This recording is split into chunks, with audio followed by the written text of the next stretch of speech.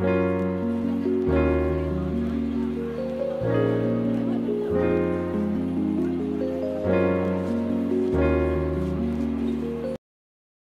Learners, so let us defined capacitance.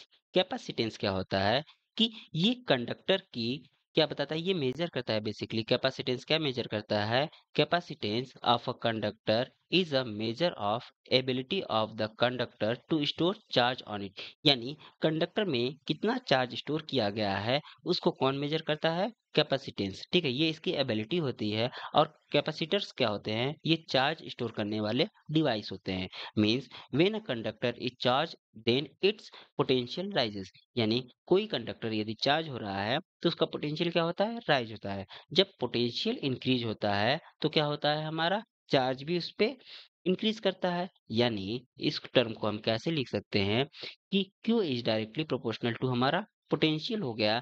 यहाँ से proportionality symbol हटाएंगे तो हमें कांस्टेंट की वैल्यू मिलेगी। इसी को कहते हैं कैपेसिटेंस। सी क्या है? हमारा कैपेसिटेंस है। यानी यहाँ से C की वैल्यू कितनी आ गई? Q बाई V आ गई। मीन्स यहाँ पे कि कैसे डिफाइन कर सकते हैं इसको? C equal to Q by V। यानी एक यूनिट पोटेंशियल में कितना चार्ज स्टोर किया गया है उसी को हम लोग क्या कहते हैं? कैपेसिटेंस कहते हैं। एक यूनिट पोटेंशियल में जितना चार्ज स्टोर किया जाता है उसको हम लोग क्या कहते हैं? कैपेसिटेंस कहते हैं। ठीक है, अब इसकी बात आई यूनिट की। तो यूनिट क्या होती है? बेसिकली इसकी कैपेसिटेंस की यूनिट क्या होती है? C की यूनिट क्या होती है? हमारी कूलम्ब होती है। और V की यूनिट वोल्ट होती है। यानी कूलम्ब पर वोल्ट को क्या कहते हैं हम लोग? फैरेड कहते हैं। इसकी यूनिट क्या हो गई? फैरेड हो गई। अब यहाँ पे 1 फैरेड को कैसे डिफाइन कर सकते हैं? 1 फैरेड इक्वल टू हमारा क्या हो जाएगा? मतलब कहने का क्या है कि यदि हम 1 वोल्ट का पोटेंशियल लगाएँ, ठीक है? 1 वोल्ट का पोटेंशियल लगाएँ और उस पे 1 कूलम्ब हमारा चार्ज स्टोर हो, तो उस वहाँ पे हमारा कैपेसिटेंस की वैल्यू कितनी हो जाती है? 1 फैरेड हो जाती है। ओके? सो 1 वोल्ट का पोटेंशियल इंक्रीज़ करने पे 1 कूलम्ब का चार्ज यदि स्टोर होता है, तो उसका कैपेसिटेंस का वैल्यू कितना हो जाता है? 1 फैरेड हो जाता है। अब बात आई इसकी डायमेंशन फ़ॉर्मूले की। तो इसका डायमेंशन क्या हो जाता है? तो C का डायमेंशन क्या होगा? कूलम्ब। ठीक है, ऊपर क्या था हमारा? चार्ज का डायमेंशन डिवाइडेड बाय वोल्ट का डायमेंशन। ठीक, तो इसको कैसे कैलकुलेट करेंगे? अच्छा, चार्ज तो Q हो गया, ठीक है। अच्छा, वोल्ट को हम लोग क्या लिखते हैं? W बाई क्यू ना। W बाई क्यू यानी Q हो जाएगा, ऊपर चला जाएगा। ये क्या आ जाएगा? चार्ज का डायमेंशन क्या होता है? AT। और ये इसका क्या था? स्क्वायर था। और ये था हमारा वर्क डन। वर्क डन का यूनिट जूल होता है। यानी M L T के पावर T2 और सॉरी ML2 T के पावर माइनस 2 होता है। ठीक, इसको सॉल्व करेंगे तो हमारा चार्ज सॉरी कैपेसिटेंस का डायमेंशन मिलेगा कितना?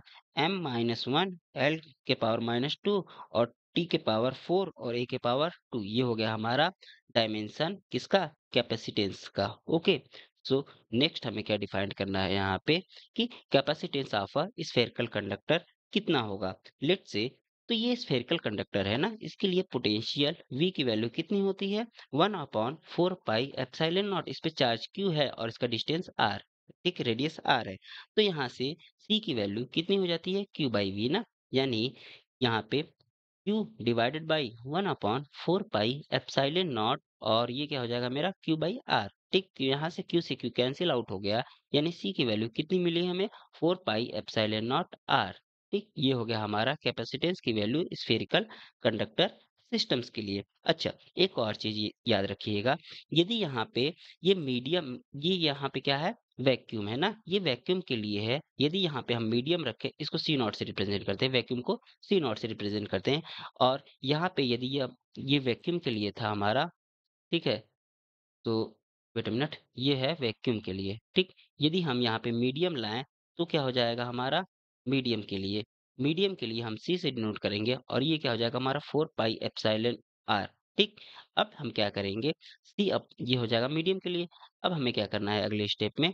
C not C divided by C not करते हैं, ठीक है। तो ये कितना हो जाएगा हमारा? 4 पाई एप्सिलॉन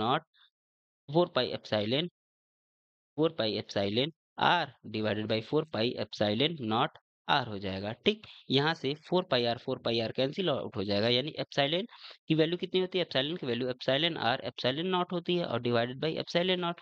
यहाँ से क्या हो जाएगा? C upon epsilon naught equal to epsilon r हो जाएगा। ये हमें फार्मूला मिल गया। ओके, सो अब हम क्या करेंगे? यहाँ पे एप्सिलॉन आर क्या है? रिलेटिव परमियाबिलिटी है, सॉरी परमिटिविटी है, रिलेटिव परमिटिविटी है। इसको डाई इलेक्ट्रिक कांस्टेंट भी कह सकते हैं। यदि ये कंडक्टर है तो रिलेटिव परमिटिविटी होती है, और यदि ये हमारा डाई इलेक्ट्रिक मटेरियल है तो यहाँ पे इसकी वैल्यू क्या हो जाती है? के। ठीक है, सो अब हमें क्या करना है? एक एग्जाम्पल सॉल्व कर लेते हैं। ठीक है, तो यहाँ से क्या हो जाएगा मेरा? क्या द क्वेश्चन क्या है? The capacity of the spherical conductor कितना दिया गया है? एयर में 50 माइक्रोफैरड है, ठीक। और यहाँ पे ऑयल में 110 माइक्रोफैरड हो जाता है। तो हमें डाई इलेक्ट्रिक कांस्टेंट ऑयल का निकालना है। तो यहाँ से एप्सिलॉन आर इक्वल टू क्या हो जाता है? सी मीडियम अपॉन सी एयर। तो यहाँ से हम कैलकुलेट करेंगे और ये कितना आ जाएगा?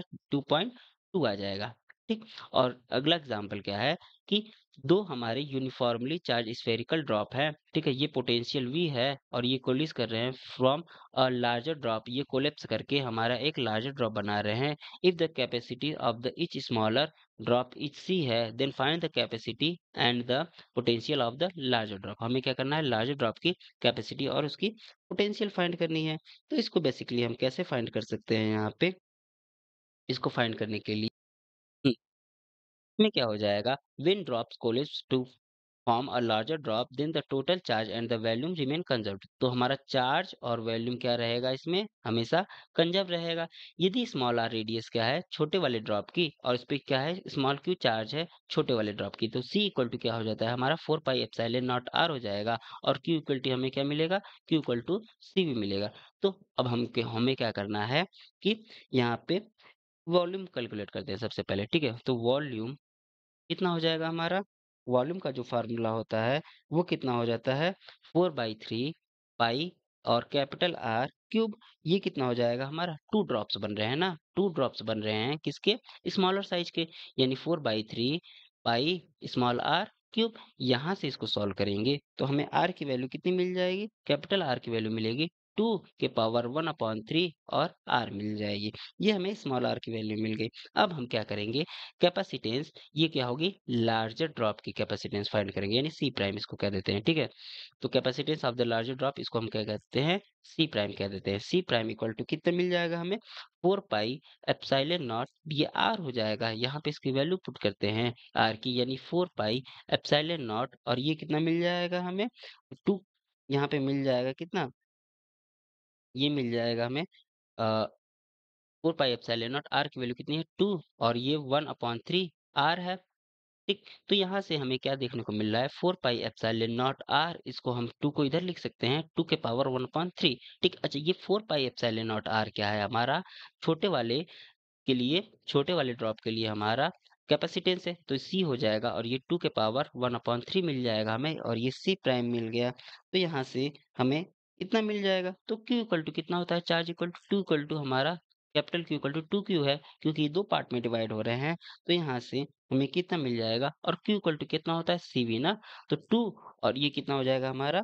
सीवी हो जाएगा। तो यहाँ से वी प्राइम की वैल्यू कितनी हो जाएगी? यहाँ से क्यू अपॉन सी प्राइम हो जाएगी, ठीक। ये प्राइम होगा ना, ये दोनों प्राइम होगा, ठीक। तो वी छोटे वाले चार्ज के लिए है ना, तो ये प्राइम से डिनोट कर रहे हैं हम लोग। तो V prime equal to Q upon C prime हो गया, ठीक। तो यहाँ से हमें कितना मिल जाएगा? 2 CV, ठीक। यहाँ से 2 CV, और डिवाइडेड बाई हमें कितना मिल जाएगा? क्यू इक्वल टू क्या है हमारा? सी प्राइम वी प्राइम है ना, C prime V prime divided by C prime है। तो यहाँ से हमें कितना मिल जाएगा? सी प्राइम की वैल्यू कितनी है? सी, वेट अ मिनट, यहाँ पे सी भी होगा ना केवल। हाँ, तो सी, और ये क्या है? 2 के पावर 1/3 है। तो ये कितना मिल जाएगा हमें ओवरऑल? यहाँ पे मिल जाएगा कितना? 2 के पावर 2/3, और ये मिल जाएगा वी। ये हो गया हमारा फाइनल आंसर इसके लिए। ओके, सो यहाँ पे 2 सीवी होगा ना केवल। हुँ, छोटे वाले ड्रॉप के लिए है ना, तो सीवी होगा, ठीक है। तो यहाँ से वी प्राइम इक्वल टू कितना हो जाएगा? क्यू अपन सी प्राइम हो जाएगा। यहाँ से हम कैलकुलेट कर लेंगे, हमें हमारा फ़ॉर्मूला आ जाएगा, ठीक है। तो 2 के पावर 2/3 और वी हो जाएगा इसके लिए। सो नेक्स्ट टॉपिक हमें क्या सॉल्व करना है कि एनर्जी स्टोर कितना होगा इसके लिए, ठीक है। तो एनर्जी स्टोर के लिए हमें क्या करना पड़ेगा? सबसे पहले इसमें डब्ल्यू छोटे से चार्ज के लिए हमारा कितना हो जाएगा, छोटा सा एनर्जी स्टोर होगा, यानी D W equal to V D Q, ये तो फॉर्मूला हम जानते हैं।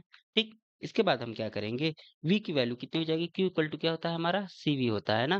तो यहाँ से v की वैल्यू कितनी हो जाएगी, हमें q बाई सी मिलेगी ना, तो q बाई सी, और ये क्या हो जाएगा हमारा dq हो जाएगा। अब हम इसको इंटीग्रेट कर देते हैं, कहाँ से कहाँ तक, जीरो से लेके q तक। ठीक है, तो ये कितना हो जाएगा हमारा q by C D Q हो जाएगा, और यहाँ पे हमें क्या मिल जाएगा, Q square upon two C मिल जाएगा। ओके, तो W इक्वल टू हमें क्या मिल जाएगा, Q square upon two C मिल जाएगा।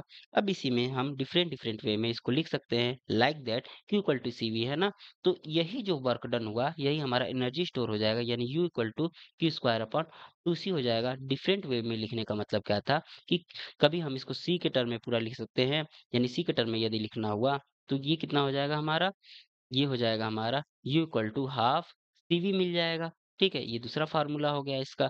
और यदि वी स्क्वायर के टर्म v के टर्म में लिखना है तो u इक्वल टू कितना हो जाएगा हमारा, u इक्वल टू ये हमें मिल जाएगा u, वेट अ मिनट, हाँ दो ही फार्मूले हैं इसके, ठीक है, ओवरऑल इसके दो ही फार्मूले हैं। सो ये दोनों फार्मूले हो गए। अब हमें क्या करना है कि अगले टॉपिक पे चलते हैं हम। ठीक, हमें क्या करना है, एक पैरेलल प्लेट कैपेसिटर्स के लिए क्या करना है, फाइंड करना है कि कैपेसिटेंस की वैल्यू इसके लिए कितनी हो जाएगी। तो पैरेलल प्लेट कैपेसिटर्स के लिए सबसे पहले हमें क्या करना होगा, इलेक्ट्रिक फील्ड फाइंड करना होगा ना।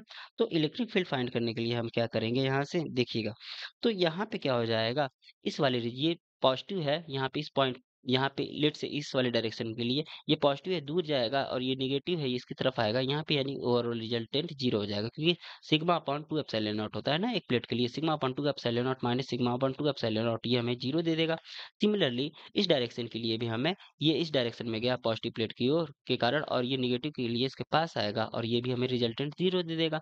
तो अब बात आई बीच वाले के लिए, बीच वाले के लिए दोनों एक ही, पॉजिटिव प्लेट के कारण दूर जाएगा, निगेटिव प्लेट के कारण इसकी ओर आएगा, यानी ई इक्वल टू कितना मिल जाएगा हमें, sigma upon two epsilon naught plus sigma upon two epsilon, wait a minute, ये टू है, sigma upon two epsilon naught, यानी ये मिल गया हमें कितना, सिग्मा अपॉन एप्सिलॉन नॉट मिल जाएगा। ओके, सो यहाँ से, अच्छा ये मीडियम में है, यदि ये किसी मीडियम में रखा जाए तो हम एप्सिलॉन नॉट की जगह क्या यूज करेंगे, ये तो हो गया हमारा ई नॉट की वैल्यू, लेट से ये ई नॉट है, ठीक है।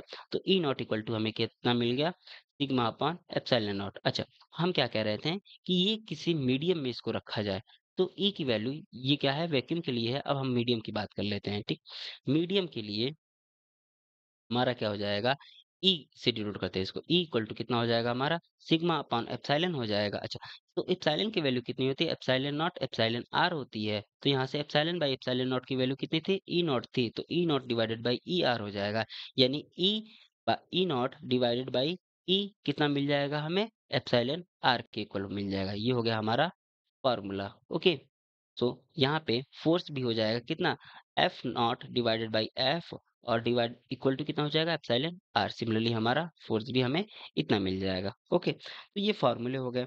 अब इसके बाद हमें क्या करना है, बेसिकली इसका कैपेसिटेंस निकालना है ना। तो कैपेसिटेंस निकालने के लिए हमें क्या करना पड़ेगा, यहाँ से वी फाइंड करना पड़ेगा, और वी इक्वल टू कितना होता है हमारा, ईडी होता है, दोनों के बीच की डिस्टेंस डी है, तो ईडी हो जाएगा। यहाँ से हमें कितना मिल जाएगा, sigma upon epsilon naught epsilon R. ठीक, अच्छा लेट से ये क्या है, मीडियम के लिए है ना किसी, तो सिग्मा अपॉन एप्सिलॉन नॉट और एप्सिलॉन आर। ठीक है, तो ये हो जाएगा हमारा डी।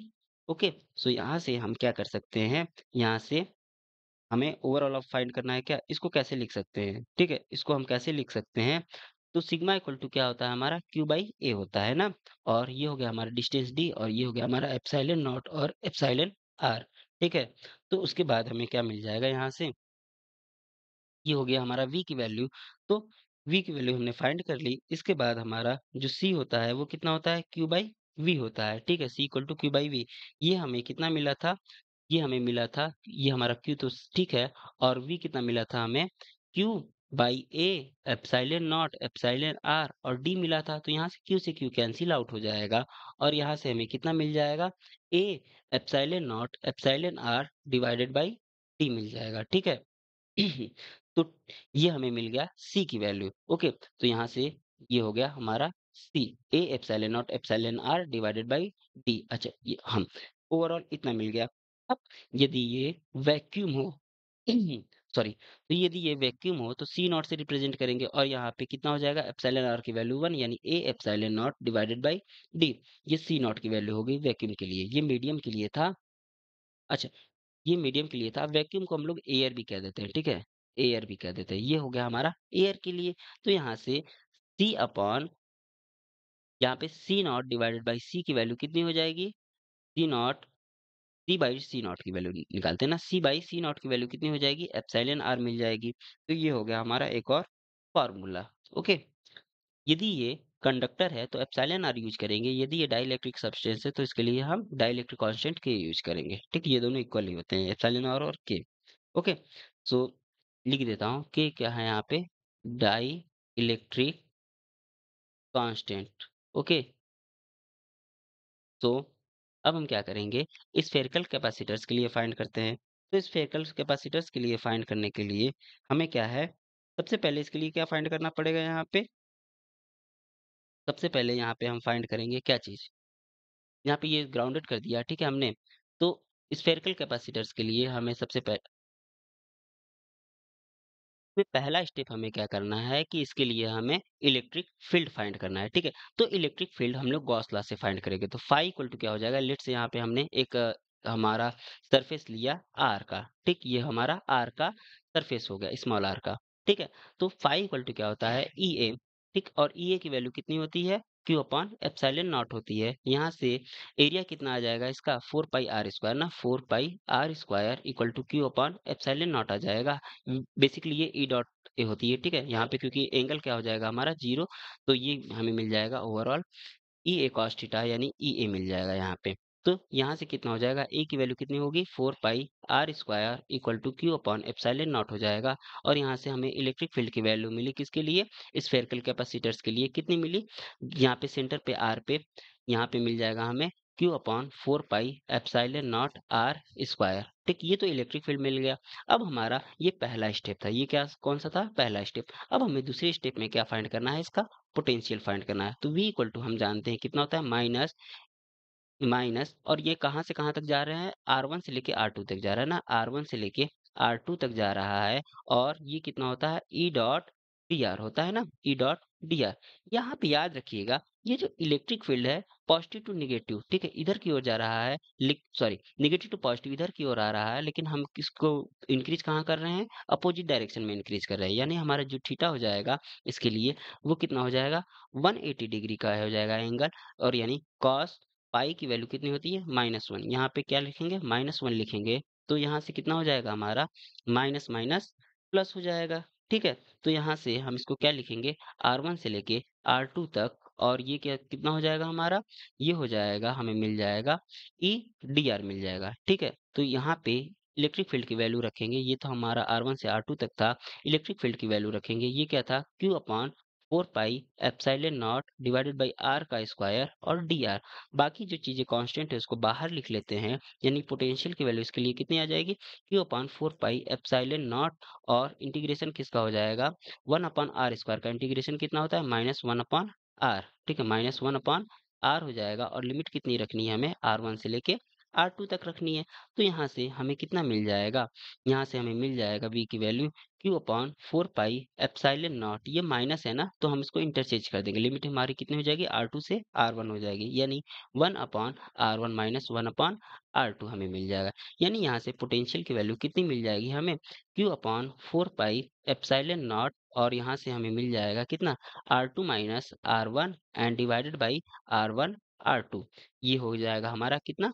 पोटेंशियल का वैल्यू। अब हमारा जो थर्ड स्टेप है, हमें बेसिकली थर्ड स्टेप में क्या करना है? Wait a minute. ठीक है। तो थर्ड स्टेप में हमें बेसिकली करना क्या है यहाँ पे? हुँ, वेट अ मिनट। तो हमारा कहाँ गया? जो थर्ड स्टेप है, थर्ड स्टेप में बेसिकली हमें क्या करना है? ये हमारा हो गया थर्ड स्टेप ना। तो फर्स्ट स्टेप हो गया, यहाँ पे हमने क्या फाइंड किया? फर्स्ट स्टेप में हम इलेक्ट्रिक फील्ड फाइंड किया। सेकंड स्टेप में हमने क्या फाइंड किया यहाँ पे? सेकंड स्टेप में हमने इसका पोटेंशियल फाइंड किया। और थर्ड स्टेप में अब हमें क्या करना है? सी की वैल्यू फाइंड करनी है। सी इक्वल टू कितनी होती है? क्यू बाई वी होती है। तो यहाँ से हमें क्यू डिवाइडेड बाई पोटेंशियल की वैल्यू कितनी थी यहाँ पे 1/4 पाई एप्सिलॉन नॉट, और ये क्या हो जाएगा हमारा यहाँ पे Q and R1 R2 minus R1 divided by R1 R2, और ये हो जाएगा हमारा इतना, ठीक है? यही था ना? यही था। तो Q से Q कैंसल आउट हो जाएगा और C की वैल्यू कितनी मिल जाएगी फाइनली यहाँ से 4 पाई एप्सिलॉन नॉट, और यहाँ पे हो जाएगा मेरा R2 minus R1 divided by R1 R2। ये हो जाएगा मेरा फाइनल आंसर, ठीक है? सो ये हो गया मेरा ओवरऑल आंसर। अब इसमें क्या था हमारा, याद रखिएगा यहाँ पे आउटर जो सरफेस था वो हमारा ग्राउंडेड किया गया था। अब नेक्स्ट क्वेश्चन में हमें क्या करना है कि हमारा जो इनर सरफेस है उसको ग्राउंड करना है। तो इसके लिए क्या हो जाएगा फॉर वेट अ मिनट, यहाँ पे ये आ गया वी, तो यहाँ पे सी कितना आ जाएगा, कहाँ गया? हम्म तो सी कितना हो जाएगा, ये ऊपर न जाएगा हमारा, ये R1 R2 हमारा ऊपर जाएगा ना, R1 R2 डिवाइडेड बाई ये तो नीचे ही रहेगा R2 माइनस R1। तो ये हो गया मेरा ओवरऑल फार्मूला, ठीक है? अब हमें सेकेंड स्टेप में क्या करना है, इनर सरफेस को ग्राउंड करना है, ठीक? इसमें क्या किए हम लोग, इनर सरफेस को ग्राउंड किए। तो यहाँ से हमारा चार्ज डिस्ट्रीब्यूट हो जाएगा, तो चार्ज डिस्ट्रीब्यूट हो जाएगा तो क्यू प्राइम की वैल्यू कितनी मिल जाएगी हमें, R1 डिवाइडेड बाई R2, और ये मिल जाएगा हमें क्यू मिल जाएगा, ठीक? तो यहाँ से हमारा ये चार्ज इनर साइड क्या होगा, चार्ज हमारा इनर साइड में कितना होगा, चार्ज इनर साइड ना, तो ये हमें मिल जाएगा कितना, क्यू प्राइम, क्यू प्राइम ना, क्यू माइनस क्यू प्राइम, और इसकी वैल्यू कितनी आ जाएगी, Q minus R1 divided by R2, और ये हो जाएगा क्यू, और इसकी वैल्यू कितनी आ जाएगी, R2 minus R1 divided by R2, और क्यू आ जाएगा। ये इनर साइड पे हमारा चार्ज हो गया। अब हमें क्या करना है, आउटर साइड पे चार्ज फाइंड करना है। तो चार्ज आउटर साइड, ठीक है, चार्ज ऑन आउटर साइड, ठीक, ये चार्ज ऑन हो जाएगा ना, और यहाँ पे चार्ज ऑन आउटर साइड, ये कितना हो जाएगा हमारा, ये हो जाएगा हमारा आउटर साइड पे चार्ज कितना हो जाएगा, वेट अ मिनट, यहाँ से ये आउटर साइड पे ही चार्ज था, ठीक है? क्यू प्राइम कहाँ हो जाएगा मेरा, क्यू प्राइम हो जाएगा मेरा इनर साइड पे चार्ज, क्यू प्राइम चार्ज होगा ना यहाँ पे, इसको यदि हम कर दिए तो यहाँ पे क्यू प्राइम आएगा, और यहाँ से कितना आ जाएगा यहाँ पे आउटर साइड पे charge, Q prime Q minus Q prime, ठीक है, Q minus Q prime, okay. So Q prime क्या हो गया मेरा, इनर साइड पे चार्ज, इनर साइड चार्ज, ठीक, इनर साइड पे चार्ज क्यू प्राइम हो गया। तो आउटर साइड पे चार्ज हमारा कितना हो जाएगा, आउटर साइड चार्ज, ये चार्ज है, हम्म, तो ये हो गया मेरा आउटर साइड पे charge Q minus Q prime, और इसकी वैल्यू कितनी आ जाएगी, R2 minus R1 divided by R2 and Q आ जाएगी। तो यहाँ पे हमें सी की वैल्यू फाइंड करनी थी ना, तो हमारा सी कितना आएगा, सी इक्वल टू 4 पाई, अच्छा आउटर के कारण हमारा कितना था, जब आउटर था तो 4 pi epsilon not R1 R2 divided by R2 minus R1 था। अब इसमें इनर साइड भी तो ऐड करेंगे, पहले वाले कंडीशन में इनर साइड के लिए जीरो था, लेकिन इस वाले कंडीशन में इनर साइड के लिए हमें मिल रहा है। तो इसकी वैल्यू कितनी हो जाएगी, 4 पाई एप्सिलॉन नॉट R2, और यहाँ से हमें ओवरऑल कितना मिल जाएगा, 4 पाई एप्सिलॉन नॉट, और यहाँ से कितना आ जाएगा हमारा R2 का square divided by R2 minus R1। ये हो गया मेरा ओवरऑल फार्मूला, जब हमारा इनर इनर इनर स्फीयर जब ग्राउंड किया जाए तब के लिए ये फार्मूला है, ओके। सो यहाँ पे अब हमें क्या करना है, अगले टॉपिक पे चलते हैं कि सिलिंड्रिकल कैपेसिटर्स के लिए फॉर्मूला क्या हो जाएगा। लेट्स से ये हमारा सिलिंड्रिकल कैपेसिटर्स है, तो इसके लिए पहला स्टेप क्या होता है, हमारा इलेक्ट्रिक फील्ड फाइंड करना। तो यहाँ से इसके लिए हमारा इस पॉइंट पे फाइंड करना है ना, तो ये क्या हो जाएगा हमारा, नॉर्मल हो जाएगा 90 डिग्री, इलेक्ट्रिक फील्ड यहाँ पे आ गया और नॉर्मल इस डायरेक्शन में आ गया, वेट अ मिनट, नॉर्मल इस डायरेक्शन में आ गया, ये 90 डिग्री बन गया, यहाँ पे इलेक्ट्रिक फील्ड ऐसे आ गया, यहाँ पे नॉर्मल हमारा डायरेक्शन इसका ऐसे आ गया, ये भी 90 डिग्री, केवल इस डायरेक्शन में क्या हो गया, हमारा इलेक्ट्रिक फील्ड इस डायरेक्शन में है और नॉर्मल भी इसका इस डायरेक्शन में है। यानी हमने किस रीजन में डिवाइड किया, 1 2 और 3 रीजन में इसको डिवाइड कर लिया। तो तीनों रीजन में हमारा इलेक्ट्रिक फील्ड कितना हो जाएगा, E1 सॉरी 5 1, 5 इक्वल टू कितना हो जाएगा हमारा total, 5 1 plus 5 2 plus 5 3 equal to कितना हो जाएगा, क्यू अपॉन एप्सिलॉन नॉट आ जाएगा। तो यहाँ से हमें कितना मिल जाएगा, 5 1 की वैल्यू कितनी हो जाएगी, ई ए कॉस 90 डिग्री और फाई 2 की वैल्यू भी कितनी हो जाएगी ई ए कॉस 90 डिग्री और यहाँ से फाई 3 की वैल्यू कितनी हो जाएगी ई ए कॉस 0 डिग्री और इसकी वैल्यू कितनी होनी चाहिए क्यू अपॉन एप्सिलॉन नॉट होनी चाहिए। तो यहाँ से हमें क्या मिल रहा है कॉस 90 डिग्री की वैल्यू तो जीरो, ये भी जीरो, ये भी जीरो, बचेगा क्या केवल ई ए बचेगा ई और यहाँ पे A one area A one A two और ए थ्री ले लेते हैं ना। तो एरिया ए थ्री के लिए एरिया कितना हो जाएगा हमारा टू पाई आर एल हो जाएगा और क्यू इक्वल टू क्या होता है हमारा लैम्डा एल होता है, ये भी पुट कर लेते हैं lambda L upon epsilon not. ठीक है, तो यहाँ से हमें इलेक्ट्रिक फील्ड की वैल्यू फाइनली मिल गई। इलेक्ट्रिक फील्ड की वैल्यू कितनी आ जाएगी यहाँ से हमारी एल से एल तो कैंसिल आउट, यानी यहाँ से आ जाएगा lambda upon two pi epsilon naught lambda upon two pi epsilon naught R. ठीक है, ये हो गया हमारा इलेक्ट्रिक फील्ड। तो पहला हमारा काम कंप्लीट हो गया। अब दूसरे काम की बारी है। तो यहाँ से पॉजिटिव नेगेटिव ना, तो यहाँ से क्या करेंगे हम, ये क्या डायरेक्शन इसका नेगेटिव टू पॉजिटिव इधर की ओर जाएगा, लेकिन हम जा किधर रहे हैं इधर की ओर जा रहे हैं, रेडियस हमारा इंक्रीज इधर की ओर कर रहा है। तो v इक्वल टू कितना होता है माइनस R1 से लेके हम R2 की ओर जा रहे हैं और यहाँ पे कितना हो जाएगा E dot D R. Similarly यहाँ पे थीटा इक्वल टू कितना है 180 डिग्री, तो कॉस पाई की वैल्यू कितनी हो जाएगी, कॉस पाई की वैल्यू होती है -1। ओके, तो यहाँ से हम क्या लिखेंगे इसको, यहाँ पे हमारा क्या हो जाएगा ई डॉट बी क्या होता है ए बी कॉस थीटा, तो यहाँ पे -1 पुट करेंगे, माइनस माइनस प्लस हो जाएगा, ये R1 से लेके R2 तक जाएगा और ये electric field E D R हो जाएगा। ठीक, तो यहाँ पे हम सिंपली क्या करते हैं अब इलेक्ट्रिक फील्ड की वैल्यू पुट कर देते हैं। ये क्या है हमारा lambda upon two pi epsilon naught R है। ठीक है, और ये क्या है मेरा डी आर है। तो v की वैल्यू कितनी हो जाएगी यहाँ से lambda upon two pi epsilon naught R और ये क्या हो जाता है मेरा L N R, one upon R का इंटीग्रेशन एल एन आर, ये क्या है मेरा R1 से लेके R2 तक जा रहा है। ठीक, तो इस क्या करेंगे अब हमारा अगला स्टेप क्या है कि लिमिट पुट करना। तो इसके लिए v इक्वल टू कितना मिल जाएगा हमें lambda upon two pi epsilon naught R और यहाँ sorry lambda upon two pi epsilon naught L N upper limit put करेंगे तो R2 डिवाइडेड बाई R1। ठीक, ये हो गया मेरा b।